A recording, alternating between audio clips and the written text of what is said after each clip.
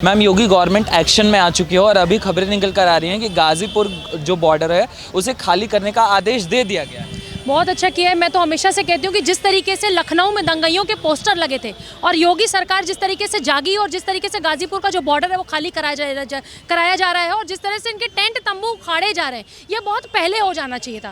पहले दिन से हम लोग ये बात कह रहे हैं कि जो किसानों का आंदोलन है वो बेचारे किसान है ही नहीं, क्योंकि बेचारे किसान जो है वो तो ये करेंगे नहीं, देश को शर्मसार नहीं करेंगे। तो योगी जी का जो ये एक्शन है और योगी जी का जो डंडा है वो चल चुका है और यही सारी चीज़ जितने बॉर्डर्स हैं जिसको इन्होंने हाईजैक करके बंधक बना के रखा हुआ है, कभी शाहीन बाग के नाम पे, कभी सीए के प्रोटेस्ट के नाम पे, जब मर्जी हो तब दिल्ली आप आइए, हजारों लोगों की तादाद में आइए और दिल्ली को बंधक बना लीजिए। और दिल्ली के जो जनता है, दिल्ली के जो लोग हैं, उनको आने में जाने में जो भी परेशानी हो कोई बात नहीं, लेकिन वो चीज़ नहीं होनी चाहिए, क्योंकि जितनी चीज़ें हुई हैं हर बार आपको सहा है सरकार ने आपको तब तक नहीं उठाया है जब तक आपने सीमा पार नहीं कर दी। इस बार सरकार की तो बात ही नहीं है। इस बार 130 करोड़ की जनता जो है, जो भारतीय है, जो उसका सर शर्म से झुका है। मैं आपको बताऊं कि कोई भी इंटरनेशनल मीडिया नहीं है जिसके अखबार की सुर्खियां 27 तारीख को सुबह ये न रही हो कि जिस तरीके से उन्होंने विश्व को, मतलब पूरे विश्व में एक संदेश गया है और भारत को शर्मसार करने वाली फोटोज छपी है 27 तारीख को। इसकी जवाबदेही कौन देगा?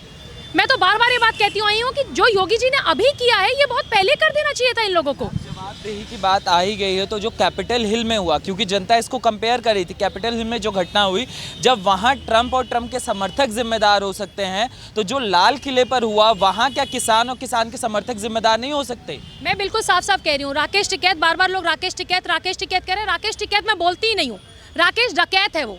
अगर आप किसानों को ये कह रहे हैं कि लठ और लाठी और डंडे लेके आना, अगर आपको ट्रैक्टर का मार्च करना है और आपको शांतिपूर्ण करना, आप अपने ट्रैक्टर ले आते। आपको पुलिस ने एक रूट दिया था, दिल्ली पुलिस ने आपको एक रूट दिया, आप उस रूट पे गए ही नहीं।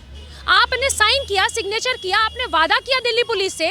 कल जो दिल्ली पुलिस कमिश्नर ने अपनी प्रेस कॉन्फ्रेंस की है उसमें उन्होंने साफ साफ बताया है कि सारे वादे इन्होंने तोड़े हैं। देखिए, इस बार जो देश का अपमान हुआ है वो जनता नहीं सहेगी।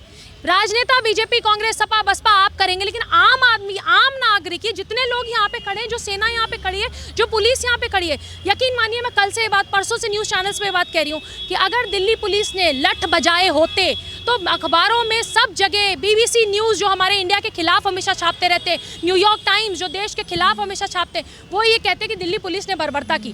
दिल्ली पुलिस ने अपना संयम नहीं खोया, धैर्य नहीं खोया। नहीं तो आपको क्या लगता है चंद मुट्ठी भर लोगों को यहाँ पे ठिकाने नहीं लगाए जा सकता था? ऐसा लठ बजाती दिल्ली पुलिस की, इनका दिमाग ठीक हो जाता। केस टिकैत कह रहे हैं ये सब सरकार का किया धरा है। वहाँ दीप सिद्धू थे, सरकार के आदमी थे, उनका कहना है। और पुलिस क्यों बैठी हुई थी, उन्होंने गोलियां क्यों नहीं चलाई?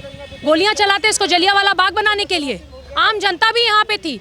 26 जनवरी की परेड देखने के लिए बहुत सारे गेस्ट आते हैं, नेशनल इंटरनेशनल, गांव घर, बहुत से वीआईपीज यहाँ पे आते हैं। दिल्ली पुलिस उन पे लाठियां चला देती, दिल्ली पुलिस उन पे गोलियां चला देती। कौन मूर्ख है जो ये बात कह रहा है? यहाँ पे जनता के ऊपर गोलियां चलाती, जलियांवाला बाग कर देती? बिल्कुल भी नहीं। दिल्ली पुलिस ने जो किया बिल्कुल ठीक किया। अब लेकिन दिल्ली पुलिस जो करेगी वो और भी ठीक करेगी। लठ तब नहीं बजे, लेकिन लठ अब जरूर बजेंगे। क्या राकेश टिकैत भूल गए थे? क्योंकि सारे किसान पंजाब जाने हैं, उन्हें उत्तर प्रदेश जाना है। देखिए, राकेश टिकैत जी को तो 20,000 वोट नहीं मिलता है। ये जो अपने आप को किसान नेता मानते हैं, इनके खुद के किसान नेता जितने थे, आपको पता है कि 2 संगठन जो है, जो BKU भानु और एक और VM सिंह, इन्होंने खुद को अपने आप से अलग कर दिया। मैं तो बार बार कहती हूँ कि क्या देश का अन्नदाता भारत के इस लाल किले पे, प्राचीन लाल किले पे, जहाँ 15 अगस्त 26 जनवरी भारत के लिए बहुत गौरवशाली दिन है, कोई भी किसान नेता या कोई भी जो किसान, जो अन्नदाता है इस देश का, क्या वो तिरंगे के अलावा कोई और झंडा यहाँ लहराया जा सकता है? तिरंगे की जगह जो है वो हमारे लाल किले पे सिर्फ तिरंगे की जगह थी। आपने जो भी झंडा फहराया 26 जनवरी के दिन क्यों? और मैं तो बार बार कहती हूँ कि 26 जनवरी की, देखिए इसमें गलती सरकार के लिए भी मैं कहूँगी, क्योंकि मैं बीजेपी से नहीं हूँ, मैं कांग्रेस से नहीं हूँ, मैं तो सरकार, इंटेलिजेंस की जो रिपोर्ट थी उसके हिसाब से सिख जस्टिस फाउंडेशन, जो इनका एक NGO है, सिख फॉर जस्टिस फाउंडेशन, 13 तारीख को ऑप्ट इंडिया ने एक ट्वीट डाला था जिसमें इन्होंने कहा था कि जो भी तिरंगे को यहाँ पे लाल किले पे जो ये झंडा फहरा देगा और 26 जनवरी को डिस्टर्ब करेगा, उसको $1 लाख का इनाम है। एक और जो कि बिट्टा साहब ने भी अपनी न्यूज़ चैनल्स के डिबेट पे कहा है। इसके बावजूद और 1 फरवरी को संसद के घेराव पे भी कुछ इनाम की बात की गई थी कि जो संसद का घेराव करेगा हम उसको भी इनाम देंगे। तो अगर ये NGO सिख जस्टिस फाउंडेशन जो भी आप बोल रहे हैं, इस तरह के NGOs अगर ये ऑर्गेनाइजेशन ये काम करती हैं और ऑप्ट इंडिया इसको ट्वीट पे छापती है, तो हमारी इंटेलिजेंस क्या कर रही थी? भारत सरकार की इंटेलिजेंस क्या कर रही थी? आप चूक गए। मैं तो ये कहूँगी कि आप चूक गए। कभी आप शाहीन बाग के नाम पे, कभी आप सीए के नाम पे, कभी आप जेएनयू के नाम पे, कभी आप दिल्ली दंगों के नाम पे। हमारी इंटेलिजेंस क्यों चूक रही है बार बार? इनको लठ बजाने की जरूरत है। आतंकवादी देशद्रोहियों से कैसा प्रेम, कैसा प्यार?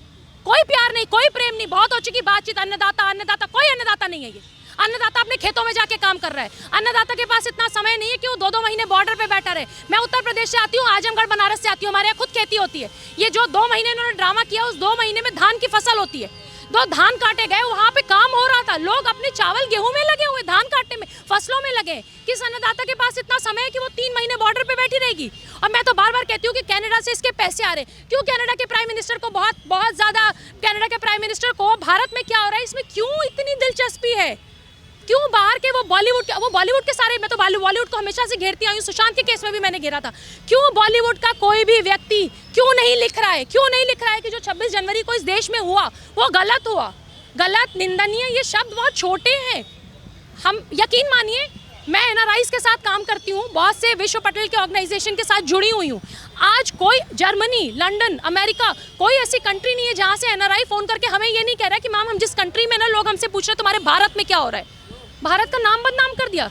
एक मोदी जी से इतनी नफरत, एक प्रधानमंत्री जी से इतनी नफरत कि देश से नफरत कब हो गई इनको पता ही नहीं चला। पाकिस्तान में भी हेडलाइंस बनी कि हमने लाल किले को फतेह कर लिया है, और कुछ वैसा ही ट्वीट उत्तराखंड कांग्रेस ने भी किया। आप पाकिस्तान की बात कर रहे हैं। पाकिस्तान ने एक न्यूज़ छापी जिसमें पाकिस्तान ने लिखा हिस्टोरिक मोमेंट, मतलब लाल किले पे हमारे तिरंगे का अपमान हुआ और पाकिस्तान अपने ट्वीट पे छापता है कि ये ऐतिहासिक मोमेंट है। बहुत खुश हैं, वो ताली बजा रहे हैं। चलिए, वो तो पाकिस्तानी है, वो देश के विरोध में हमेशा रहे।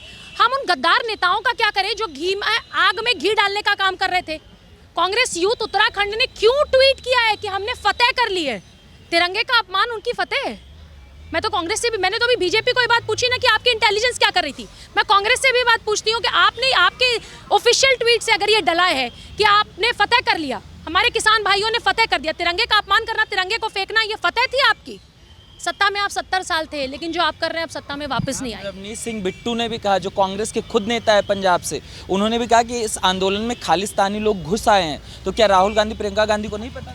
देखिए, सबसे बड़ी बात, सबको पता था। बहुत सारे नेता, अगर आप कह रहे हैं कि यूथ कांग्रेस उत्तराखंड ट्वीट कर रही है तो ये उनका ऑफिशियल ट्विटर है ना, ये उनकी पार्टी का ऑफिशियल ट्विटर है। अगर वो कोई बयान दे रहे हैं कि हमने फतेह कर ली, तो इसकी जिम्मेदारी राहुल गांधी की नहीं है? उसकी जिम्मेदारी प्रियंका गांधी की नहीं है? उन्होंने निंदा क्यों नहीं की? आज भी आग में घी डालने का काम कर रहे हैं। आज भी राहुल गांधी का एक ट्वीट आया है जिसमें वो एक बार भी जो ये हुआ उसको निंदा, वो यही कह रहे हैं कि लड़ाई झगड़े से कुछ हासिल नहीं होगा। आप अभी भी ये गोल गोल बातें कर रहे हैं। आप मोदी जी का विरोध करते करते देश का विरोध करने लगे। आप तिरंगे का, अरे भाड़ में गए आपकी बीजेपी, भाड़ में गए आपका कांग्रेस, भाड़ में गई आपकी आम आदमी पार्टी। तिरंगे के लिए जीते हैं ना। हमारी पुलिस फोर्सेस, हमारी आर्मी, हमारा पैरामिलिट्री फोर्स, अपने घर परिवार, मतलब आप सोचिए कि दिल्ली पुलिस के अलावा जितने भी लोग यहाँ काम कर रहे हैं, जो इसके लिए जी जान देते हैं, paramilitary forces, army, Delhi police, सारी पुलिस अपने घरों में अपने बच्चों को बड़े होते नहीं देखते हैं। उनके पास समय नहीं अपने परिवार के साथ समय बिताने का। और आप इतनी बड़ी साजिश करने के बाद दिल्ली पुलिस ने धैर्य रखा, आपको पीटा नहीं, यही बहुत है। आपके तंबू पहले दिन उखाड़ देने चाहिए थे, आपकी पिटाई पहले दिन कर देनी चाहिए थी। सुरजेवाला कह रहे हैं कि ये भाजपा की पुलिस थी जो बैठी हुई थी, क्यों उन्होंने एक्शन नहीं लिया? सुरजेवाला बोल रहे हैं। देखिए, अभी बारिश भी हो जाएगी तो सुरजेवाला कहेंगे बारिश मोदी जी ने करा दी है, उसका कोई इलाज नहीं है। मैं तो बीजेपी कांग्रेस को ये बात कह रही हूँ कि अगर तिरंगे की बात हो रही तो बीजेपी, तिरंगे में कांग्रेस कैसे दिखता है भाई आपको? तिरंगे में बीजेपी कैसे दिखती है? तिरंगे में आम आदमी पार्टी का वो झाड़ू वाला झंडा कैसे दिखता है आप लोगों को? मतलब आर्मी के फोर्सेस और दिल्ली पुलिस को तिरंगे में सिर्फ तिरंगा दिखता है, लेकिन जितने राजनेता है, घटिया राजनेता, गद्दार राजनेता है, सबसे पहले तो इनके ऊपर केस करो। ये अपनी सत्ता बचाने के लिए, सत्ता में रहने के लिए कुछ भी कर सकते हैं भाई। ये देश बेच सकते हैं, ये कुछ भी कर सकते हैं। ये जनता को समझने की जरूरत है। जो सत्ता में है वो भी, जो सत्ता में नहीं है वो भी सत्ता में कैसे आ जाए, कुर्सी पे कैसे आ जाए। आज ऐसा क्यों नहीं हो रहा है कि विश्व पटल पे जो हमारी बदनामी हुई है, जो हम शर्मसार हुआ है देश।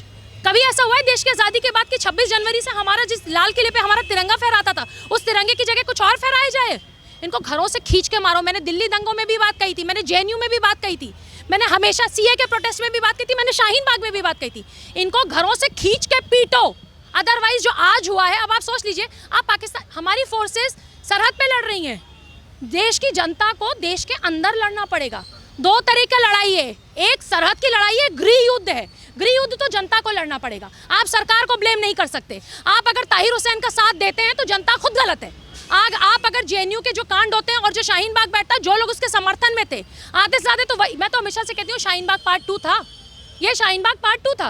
मगर कल जो एक पत्रकार कर रहे थे 26 जनवरी को, उन्होंने कहा कि पुलिस ने गोली चला दी किसानों के ऊपर, और जब निकल कर वीडियो सामने आई तो उन्होंने ट्वीट डिलीट मारा। ये बहुत सी लुटियंस मीडिया है, आपको समझने की ज़रूरत है कि बहुत सारी लुटियंस मीडिया ये है जो हमेशा छापती है सरकार और भारत के विरोध में।